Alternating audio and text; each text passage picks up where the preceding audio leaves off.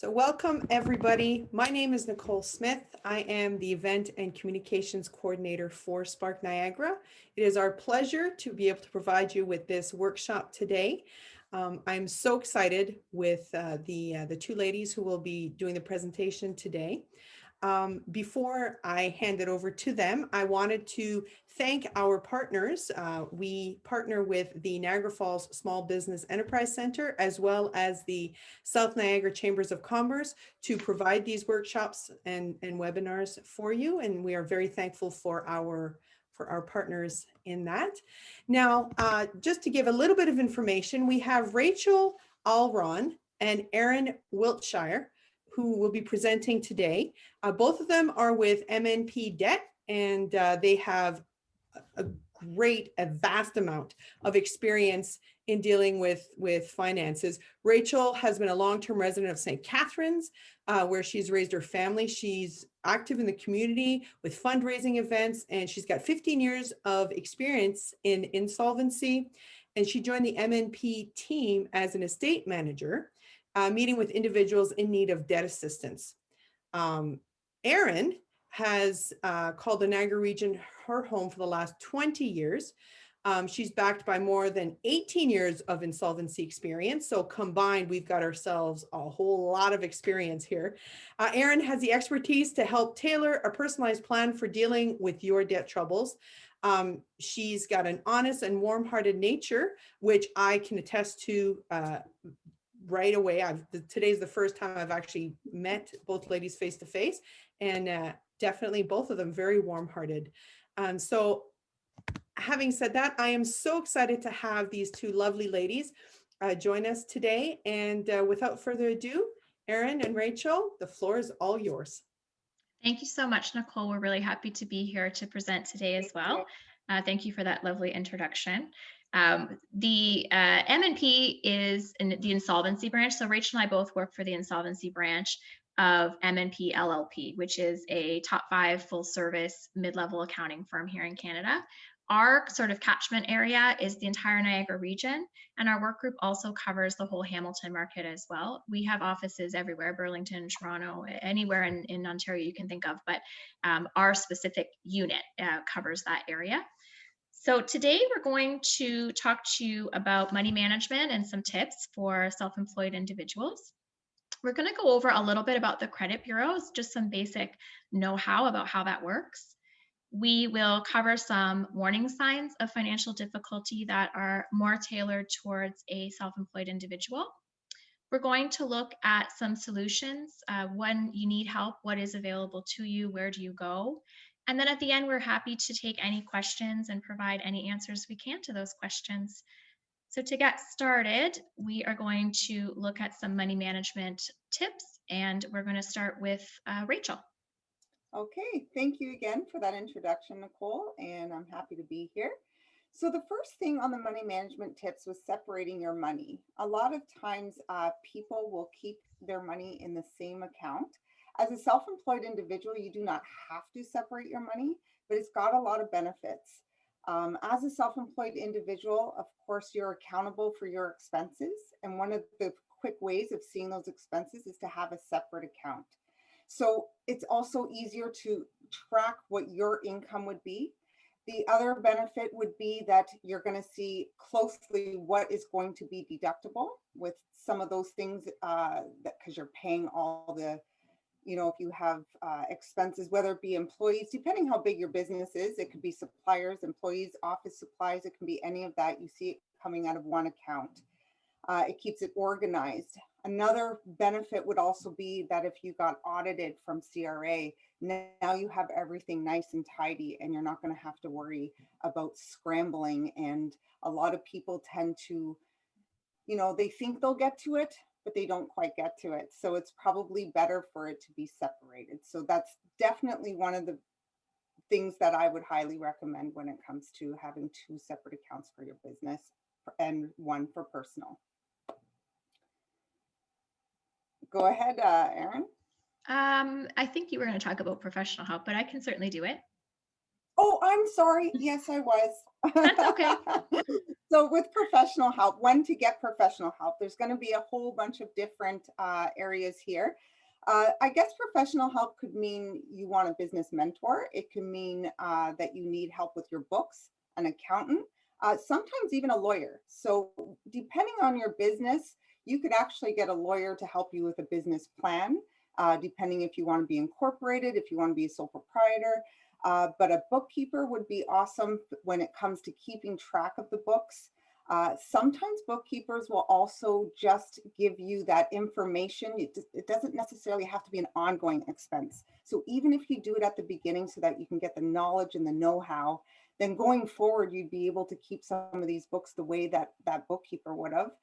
With an accountant, of course, depending on your business and what you're comfortable with, the accountant might be able to find little loopholes, of course, that we might not think of when it comes to deductions for your business. Great. The other tip we have is learning what you need to track before you get to income tax time. So we see this all the time. So the biggest example I can think of is people have a sense that they know that if they use their car for business, that they can deduct their car expenses, their motor vehicle expenses. What they hadn't taken the time to understand is exactly how that deduction works.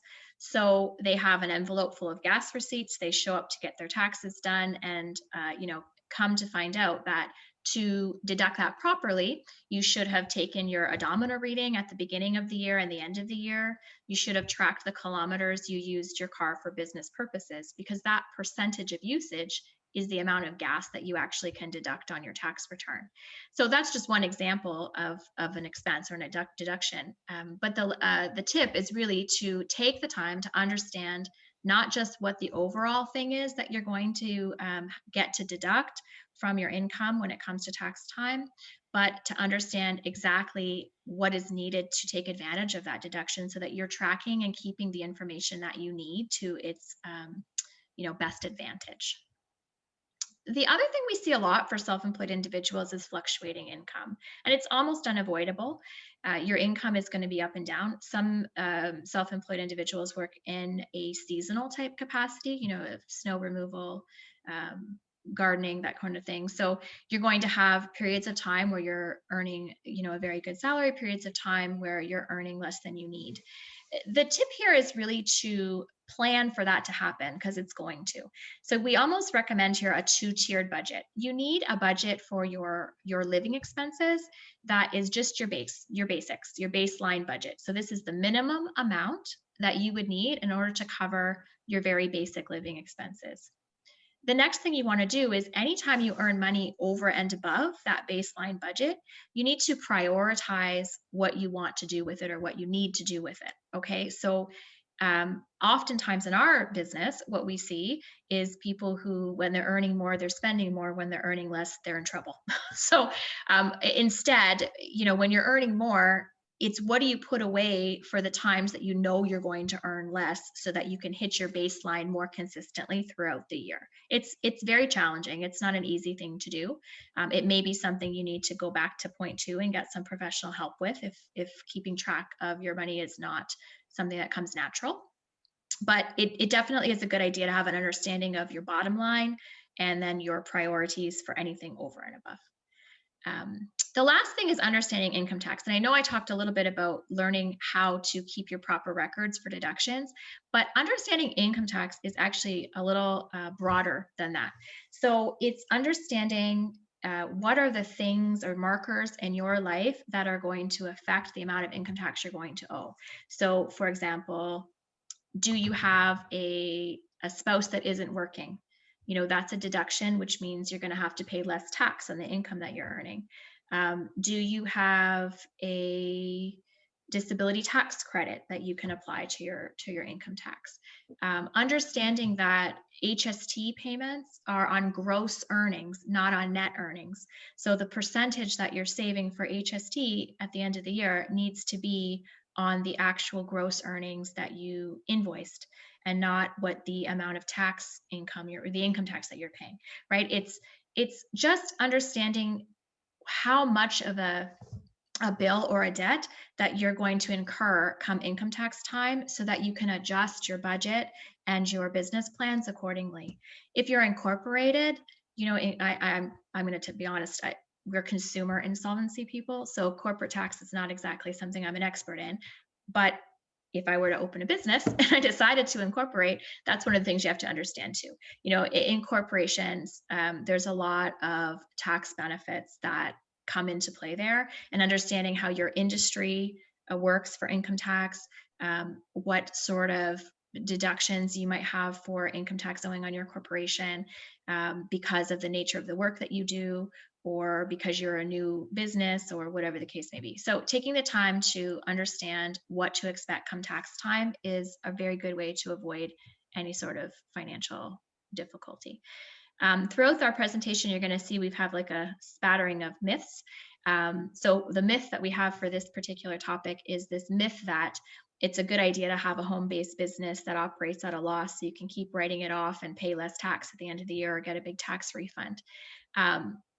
Entrepreneurial spirit is fantastic. We absolutely support it. But having a loss on a home-based business is not something that you can carry indefinitely. Okay, so there's a time limit on how often you can have a loss in your business just for the sake of getting a bigger tax refund on your day job, so to speak. So I wouldn't say that it's a good idea to have that on a long-term basis, because it actually isn't going to get you the return that you're hoping for. Okay. And one of the other things with that myth is when you I've seen this quite often where people think it's a good idea to have that, sometimes they say they have a zero income every year because they work it out that way. However, long term, let's say 4 years down the road or even more, you want to buy a house, you need a car loan. Having no income on paper is going to be quite challenging if you want to get a mortgage or a loan in your name. Yeah, so you have a short-term gain with a long-term deficit, right? Correct. Yeah.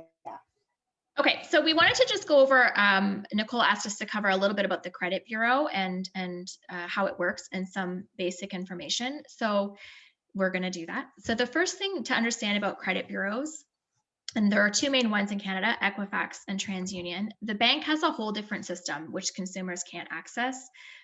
So your information that you would get as a consumer would be through those two agencies.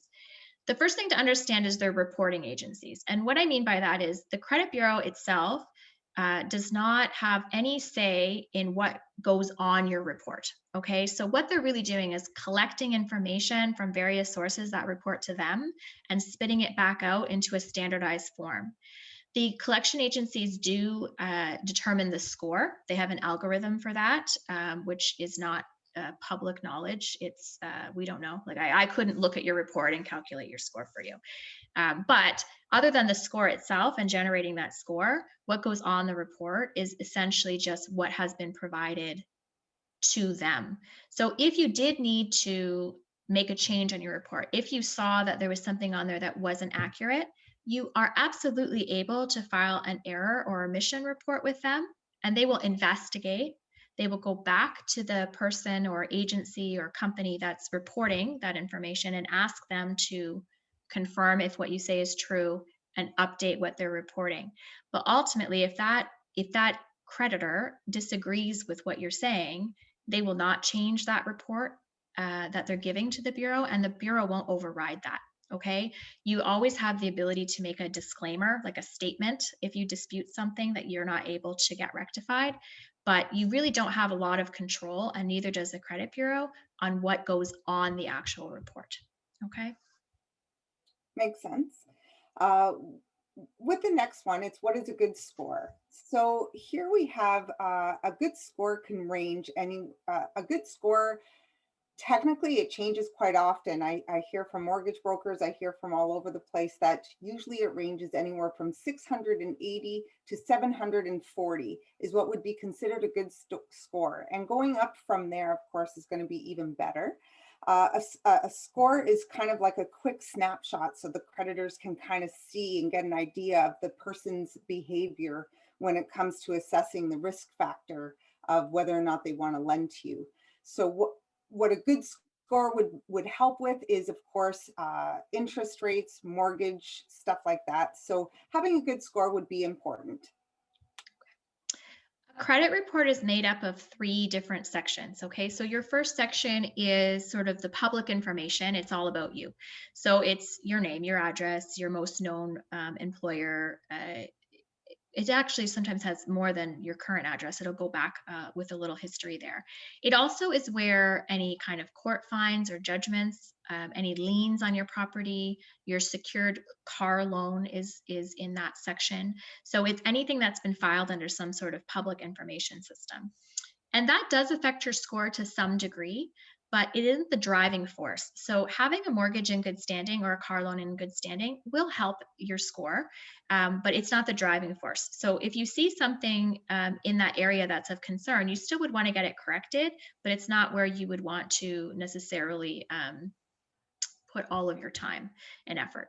The second section is 2 things. It's your creditor inquiries. So it is who's checked your credit, and it is any collection agencies. So if you haven't been paying your debts and your creditor has either sold the debt or engaged the services of a collection agency to get it paid, that goes in the second section. And then the third section is the main part of your report, and that's where all of your unsecured debt is going to be located, and it's going to have the history of how well you've made your payments and what your total debt is, and how long you've had the debt, when it was opened, and whether it's in good standing. So that'll have an individual ranking for each different debt that you have. So those are the 3 main areas of a standard credit report. Credit scores can affect more than just your access to credit.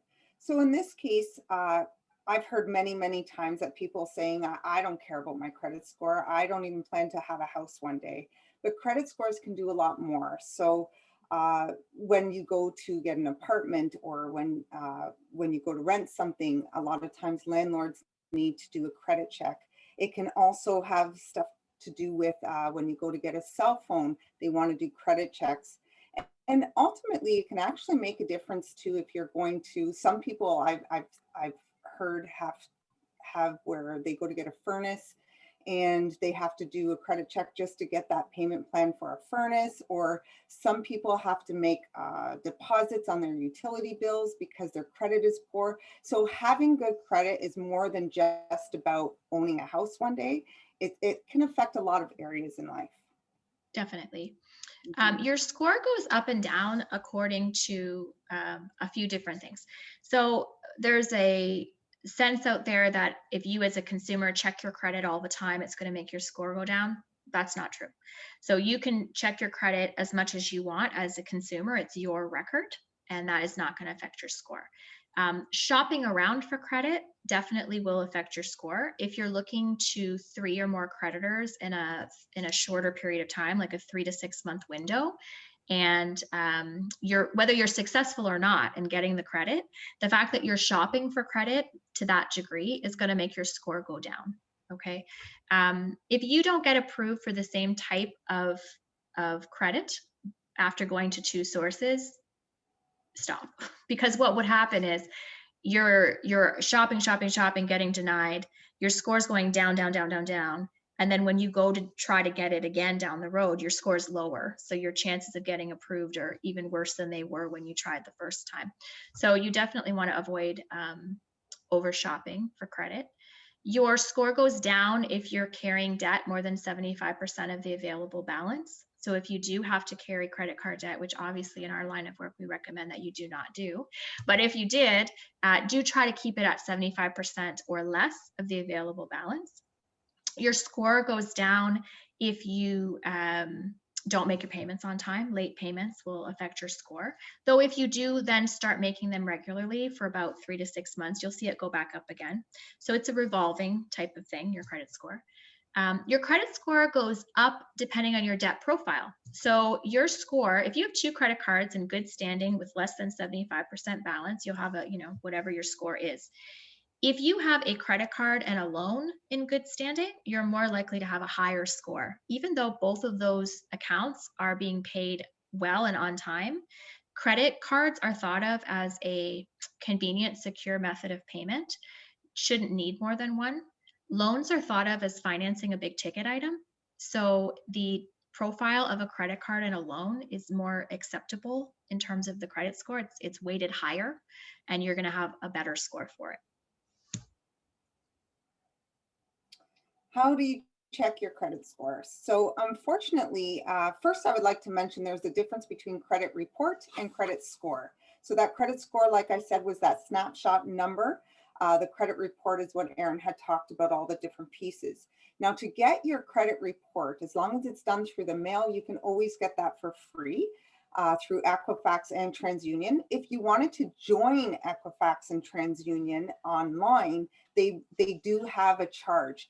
Unfortunately, that's the only way to get your score from Equifax and TransUnion. There are some free sites, though, that you can get yourself on, and that is called Credit Karma and Borrowwell. So Credit Karma is a site that uses TransUnion's information, and Borrowwell is a site that uses Equifax's information. You can join these sites for free. Again, it does not hurt your credit rating. You can check it twice, 3 times, 5 times a month. It doesn't matter. And you'll be able to see your credit score and your report. Might not be 100% accurate, but it is a good source that they have. I do know that usually Equifax and TransUnion will also offer sometimes a 30-day trial. So if you really wanted it right from the source, maybe you could join it and then just cancel it and see what's going on. But that's how you would have to get your credit score. And our myth for this is, people have the mistaken notion that if you pay your regular household bills on time, you're going to have a great credit score. I wish that was the case. It isn't. So your bills, like your hydro bill, your gas bill, those kind of things, if you do not pay them on time, it will affect your credit. But they only report to the credit bureau when you're in trouble, when you haven't done, what you're supposed to do. So I would obviously advocate that you pay your bills on time. But it's not that it's going to make your score any better. It's that it's going to avoid it going down if they're in default. Okay, so we're going to review some warning signs of potential financial difficulty or financial problems. Not all of these warning signs are an indicator that you do need the services of someone like Rachel or myself, but they're definitely a red flag. It means that things are not going the way that they should be financially for your business and for your money management. So the first sign is if you are consistently using money that should be reserved for GST, HST payments or income tax payments or source deductions to cover your household bills, then that's a definite warning sign that you're headed down the road for difficulty. And it's a problem for 2 reasons. The first is that money isn't meant for that, right? GST, HST, it's a deemed trust. So essentially when you invoice somebody and you collect that GST, HST money, then at the end of the day, that's not your money. It's not your income. It's not your money. CRA is entrusting you to hold on to it until you can file that return and figure out what you have to remit to them at the end of the quarter or the end of the year. So that's why it's a problem, but it's also a problem because it means that the budget or the plan that you made for yourself is, not working out. So you're having to rely on other sources to fund your life. And you're also incurring debt because, that money is going to be due and payable, at some point. And if you've already used it, you're just sort of creating more debt for yourself as you go along. So here we have not regularly updating your books and records. If a person doesn't update their books and records, again, you're not going to know if your business A is being profitable. You're not going to know if your business is, like, let's just say there's going to be some financial difficulties in the future. You might not see them till they're almost too late, where you could reach out for help sooner. A lot of people will say, I'll get my books and records together when the taxes are due. But at the same time, you're not really seeing where your money's going on your day-to-day expenses. That is a sign of financial difficulty if you don't know where your money's going.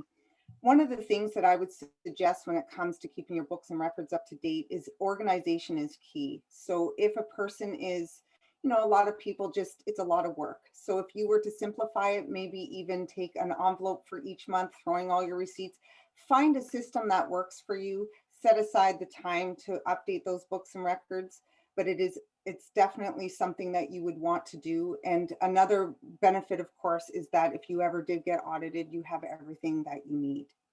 Right. Another warning sign is if you're using the money that you got to fund your business, to fund your life, then that's an indication that there's a problem. When you go out to embark on opening your own business, it's very common to seek out sources of funding.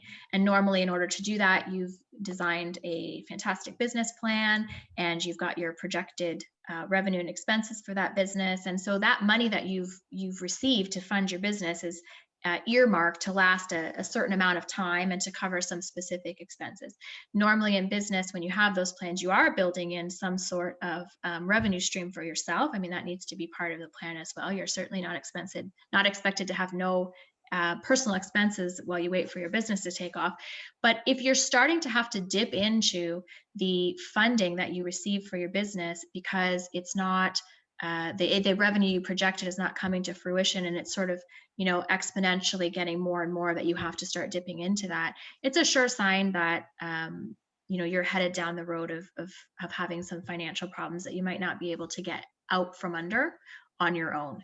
And it might be time to revisit your business plan, seek out some professional advice, call your mentor and call Spark Niagara and see if you can rejig things a little bit so that you can sustain or correct that path.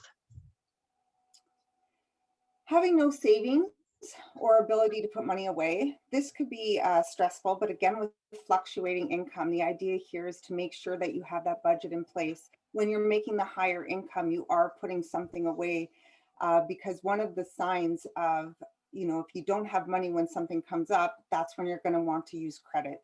And the other idea here is that you won't even know if the business is growing fast. You won't know if it's profitable. You're not going to know these things if you're constantly using that money. Again, you might want to get professional help if you find that you're not able to put away any savings and you are unable to meet your household expenses. That would be a warning sign for you to act now and not later and be proactive. Some people I do find when they start off their business, unfortunately, they might also need to even consider a part-time job until the business takes off because you need that guaranteed income. Something to think about. Not easy. I'm not saying it would be easy, but definitely something to think about if you're really wanting the business to grow, but you need that little bit of time to get it there. Yeah, for sure. Another warning sign of financial difficulty would be if you have a issue where you're unable to pay your suppliers, or what goes along with that is you're using the deposits on your next job to pay for the materials of the job you're currently on. That's a sure warning sign because essentially the deposit you're receiving is almost like holding money in trust as well, right? It's the promise that you're going to complete work, and if you don't get that next job after that to keep this cycle going, you're going to hit a period of time where you are going to have received money to do work and you're not going to be able to make good on that promise down the road if things head even in that down that path in a worse direction. And we see this all the time. I mean, I do not want to start having a webinar about every single bankruptcy estate we've ever had, but certainly this is a very common practice in any kind of business where you do home renovations, and particularly doors, windows, roofing, that sort of thing, decks, all that kind of stuff.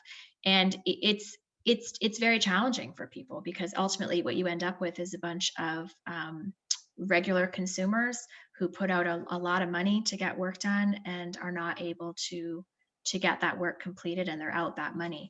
I had a person who was bankrupt 3 times because of this, because it was a pattern of behavior that he just couldn't get out from under. So it's really something that is, if it happens in your business, and it can happen once, you can recover. If it becomes a pattern, it's definitely time to make some really hard decisions. For sure. I guess the last one seems a little obvious. You can't keep up with your debt payments. You're getting calls or emails. You're getting stressed out.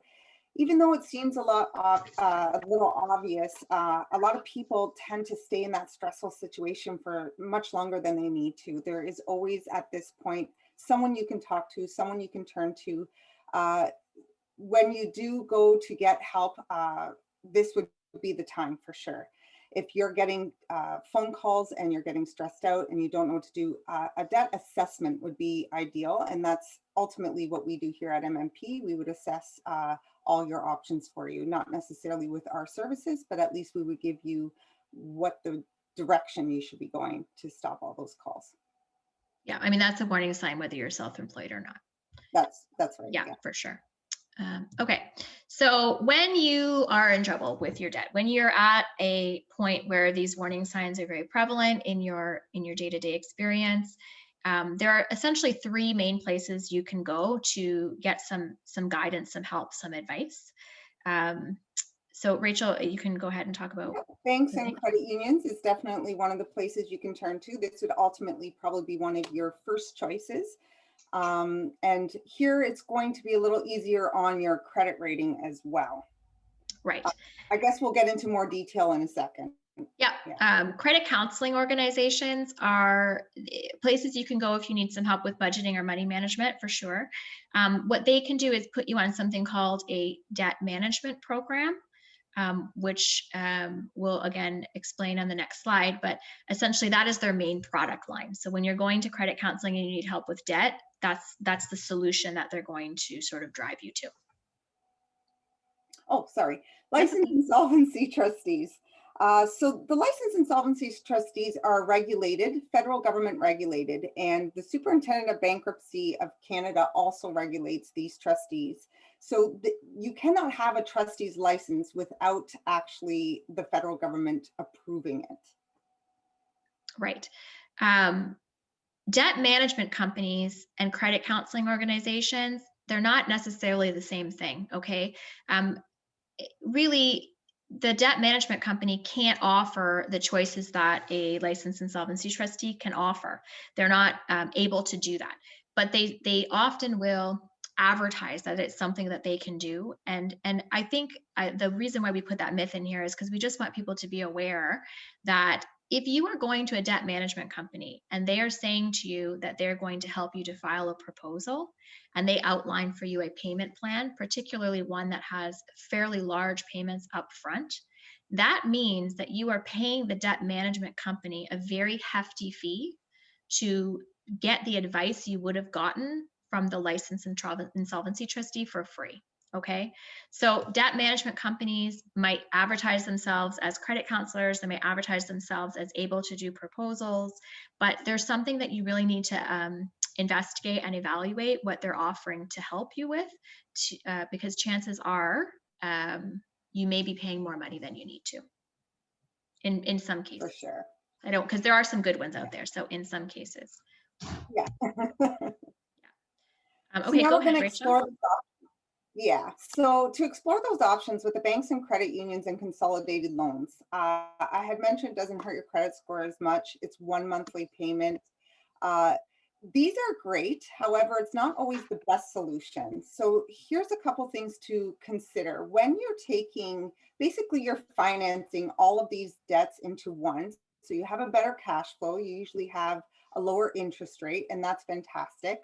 However, a lot of times because of that, people will tend to still get into more debt while they're doing this consolidated loan. So that's one thing to consider.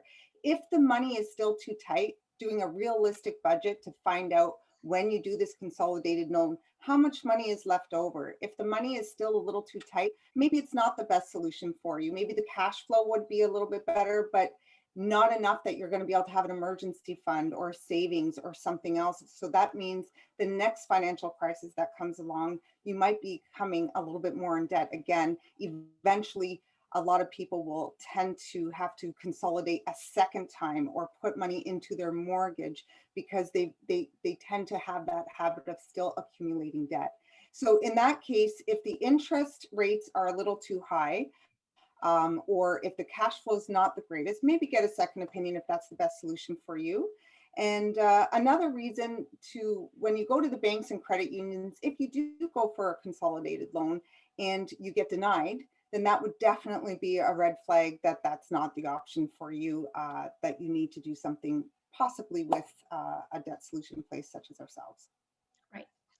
So credit counseling organizations, again, they offer debt management programs. So what that is it is a program where you make one monthly payment to the credit counseling organization. They will contact your creditors and attempt to lower the interest rate as much as possible. They can sometimes hit zero, but it's not a guarantee. And once they figure out what interest rate they can get for you for each of your individual creditors, they will do the calculations to figure out what that looks like in terms of a monthly payment. Creditors can opt out from a debt management program.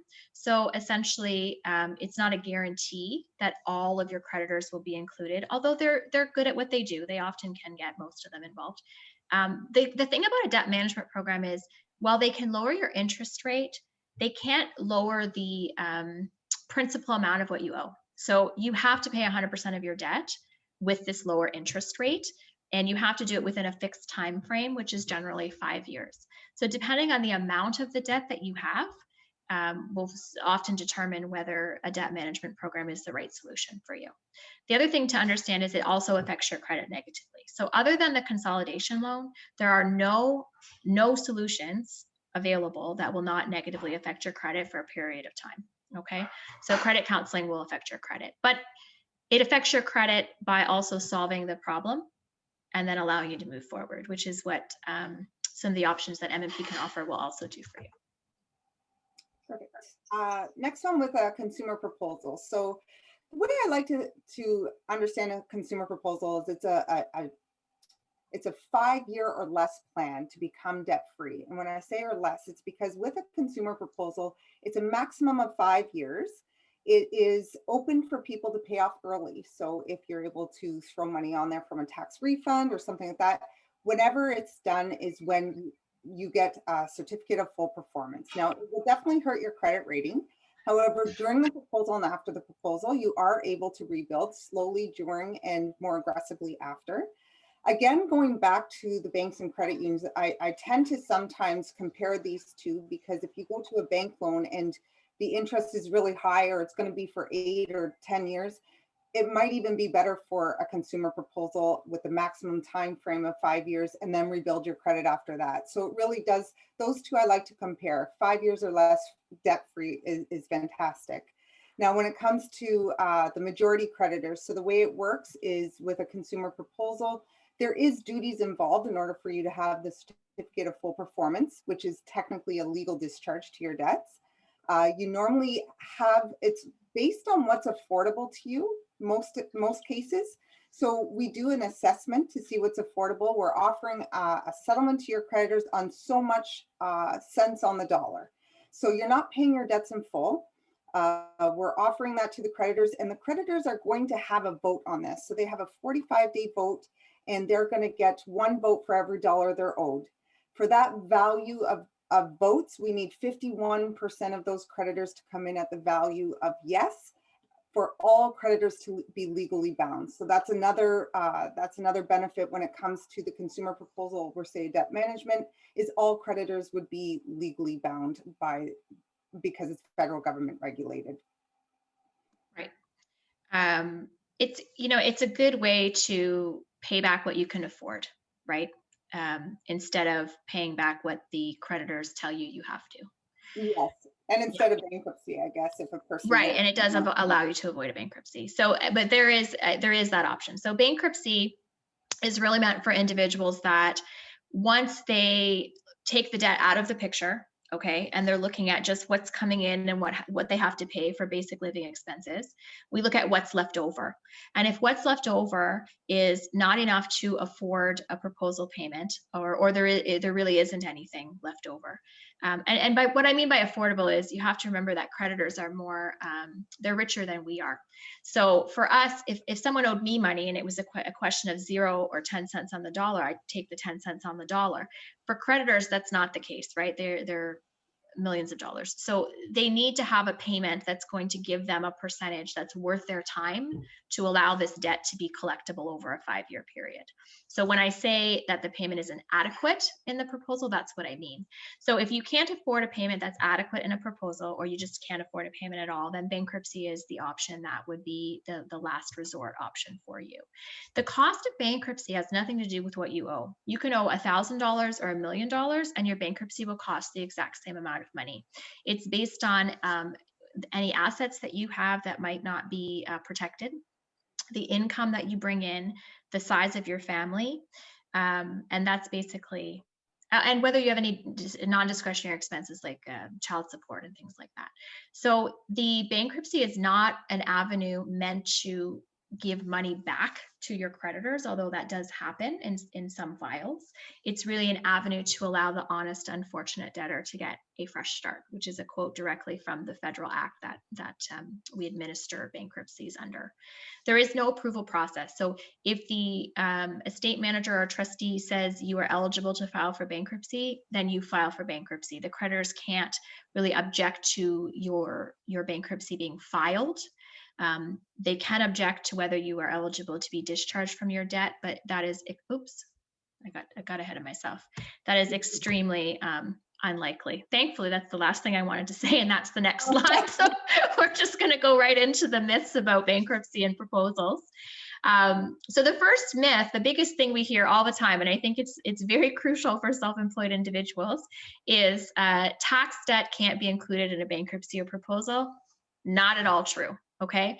The Canada Revenue Agency debt absolutely can be included in a bankruptcy or proposal. They have no special rights or privileges to basic income tax debt. They have privileges that other creditors don't when it comes to collecting on their debt outside of the bankruptcy process.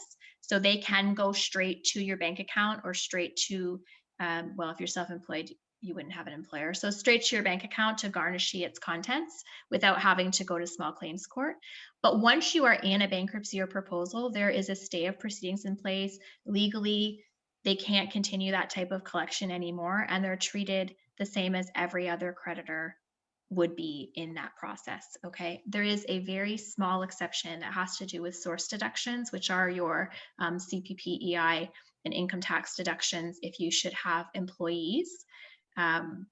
So they have some rights to priority in those areas, but ultimately they're 100% part of the process and dischargeable. Right. Yes.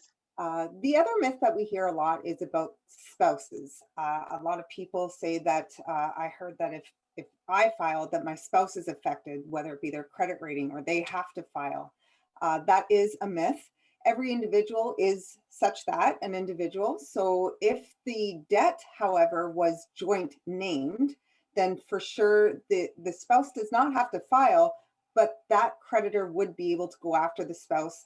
You're both 100% liable on that debt.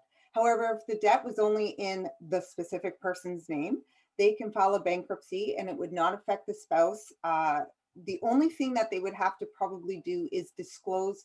It is in the act that you have to disclose household income, household expenses. In that case, it's not that it's affecting them in a credit rating perspective. Mm-hmm. It's because according to the act, they need to know the expenses and household income of you're both benefiting from living under the same roof. However, there is cases where people absolutely do not want to disclose the spouse income. And there is a different, I won't get into the calculations, but there is a different calculation for that. And you are absolutely allowed to say you don't want to disclose the spouse income. But it is not automatically bankrupting your spouse, and it does not affect their credit rating when the individual. Yeah, not in any way. I will say you can expect that if you apply for things jointly in the future, your spouse's bankruptcy will affect your ability of to get financing, but it won't be because of that non-bankrupt spouse's situation. It's that you've put the bankrupt spouse in your application. Okay, the other myth is, yep. Oh, sorry. A good example of that is when people are applying for a mortgage. So you have one that's bankrupt, one that's not. the mortgage rate might be a little bit higher because of that spouse doing a bank. Yeah, because of the bankrupt spouse. Okay, the next myth, if you incorporate your business, then the business debt isn't your responsibility. Kinda. I think that people believe that to be truer than it actually is. Okay, so there's two ways where business debt can fall onto you personally, even if your business is incorporated. The first way is if you've done any sort of director's guarantee. Okay, so it's very, very common when you obtain financing for your business or sign a lease or buy a vehicle in your business's name, that they make you, as director of the corporation, sign a director's guarantee that that debt will be covered in the event that the business isn't. And if you've signed that guarantee, then if you run into financial difficulty and that business has to close down, that debt does fall to you. And so what you would be looking at is solutions to cover yourself personally, potentially through, financing, loans, credit counseling, proposals, bankruptcies, whatever the case may be. So understand what a director's guarantee really means. Okay, it's basically signing away the benefit of incorporating your business. That being said, good luck trying to get funding without agreeing to sign it. So I'm not saying that you shouldn't sign it. I'm just saying eyes wide open when it comes to director's guarantees. The other thing you have to understand is that there are certain debts your business might owe related to the Canada Revenue Agency that also fall onto you. It's a director's liability. So the biggest example of that is GST, HST. It's unavoidable. Okay, so if your corporation owes debt under the GST, HST, then that debt falls onto you as director of that corporation. The corporate income tax debt does not. So if your corporation files its tax return for the year and there's tax debt owing on the corporation and that corporation is insolvent, it's not operating, that debt does not fall to you, but the HST debt does. Okay, so, and the source deductions do as well. So if you had employees in your corporation, you did not remit CPP, EI, and income tax properly, both their share and the corporation share will fall onto you personally. Okay, so it definitely protects you in a lot of ways to incorporate, but not 100%. So you definitely want to investigate the nature of your business and whether it would be beneficial to incorporate or not. Makes sense. All credit counseling programs are the same. This one, I feel like we kind of touched base about this a little prior to this. With the However, myth, yeah. I can just do a quick recap. Yeah, with the myth. But I can do a quick recap that credit counseling programs are probably not all the same. Well, they're not all the same. There's nonprofit. There's the ones that Erin talked about where it's a red flag if they're going to ask for a bunch of money up front. Credit counseling is something that we do as a duty in a bankruptcy or proposal. So through a licensed insolvency trustee, we have credit counseling as well. So those are duties that are involved in our processes. So they are all different. And I would say eyes wide open, make sure you read the small print, make sure it's something that is ideal for you. And ultimately you can get more than one person's opinion rather than just falling into one opinion and get more than one opinion when it comes to that. I mean, it is your finances, so. Yeah. Another myth is people have an understanding that if they go bankrupt, they'll lose everything. And actually that's not true. I mean, I do think that there was a period of time where that was true. I mean, I've been doing, it makes me feel so incredibly old, Nicole, when you said more than 18 years worth of experience. But the truth is that I hit 20 years March 1st in this business. And when I first started, certainly there was a lot more of the assets that we would have had to take a harder look at and perhaps dispose of for the creditors. Now that's simply not the case. There's both federal and provincial exemptions as to what a creditor or a trustee can touch or take. The exemptions are there because over time, the government realized that when you're taking every last thing from somebody, how are they ever going to get that fresh start again? They can't, it's very hard to start fresh financially if you've literally given up everything you have. When I first started, you used to be able to put your furniture as collateral on a loan. And if you went bankrupt on that loan, I am telling you that those creditors would come and pick up your dining room set or pick up your washer and dryer. It's absolutely ridiculous. Now you can't do that, thank goodness. But even if you could, you wouldn't, it wouldn't be of value because we're such a consumer society that you can often pick up new, for so much less money than you would have been able to 20 years ago, right? So the consumer society has made it so that these assets have way less value than they would have had back when that was relevant. I'm not going to get into what you can keep, because that really is the next myth, Rachel. So I'll let you talk about some of those exemptions. I will lose my car, my house, my RSP. So in a bankruptcy, there's all these exemption limits for all different things. So in a bankruptcy, when a trustee files a bankruptcy with you, assets do vest with the trustee. And basically the trustee is deciding, according to the act, which assets actually are exempt and go back to you. So there's all these exemption limits. So a person can outright own a car. Actually, the limits go up periodically throughout the years. But as of right now, a person can own a car, for an example, worth $7,117. Anything above that doesn't mean you've lost your car. It means that you might have to repurchase the little bit of equity that might be there to the bankruptcy. A lot of times you would talk to your trustee about that and see what can be planned. When it's a secured vehicle, however, that is definitely not your car yet. You haven't paid it off. Those are, that is something completely different. So that value doesn't make a difference. When it comes to your house, your RSPs, many RRSPs are locked in and they are not seizable. Not to be mistaken for RESPs or other types of investments, but the trustee would definitely go through all of that and go through it and let you know ahead of time before you sign anything, what would be exempt, what would be seizable, and what can be done about it. And of course, with a house, a lot of times, again, with what Erin was saying, a lot of times in the past, the house was gone. Nowadays, a lot of people do some remortgaging or have high mortgages. And when it's a secured creditor to that house, if there's no equity in that house or very little equity, you're still able to maintain your payments even during a bankruptcy.